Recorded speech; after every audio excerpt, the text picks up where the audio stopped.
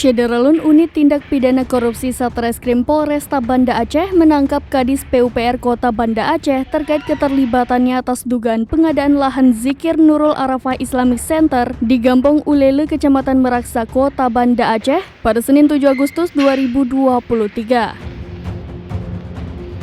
Pantauan Serambi Indonesia, tim Tipikor Satreskrim Polresta Banda Aceh yang dipimpin langsung Kasatreskrim Kompol Fadilah Aditya Pratama tiba di kantor PUPR Kota Banda Aceh pada pukul 13:40 waktu Indonesia Barat.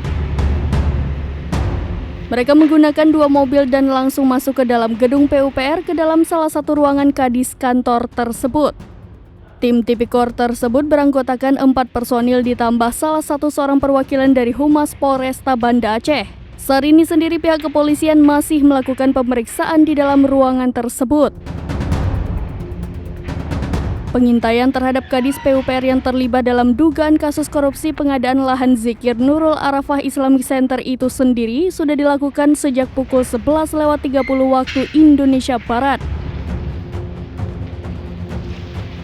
Penangkapan dilakukan di lantai 2 kantor tersebut. Kadis PUPR Kota Banda Aceh tersebut sudah ditangkap unit Tipikor Polresta Banda Aceh dan dibawa ke kantor guna pemeriksaan lebih lanjut.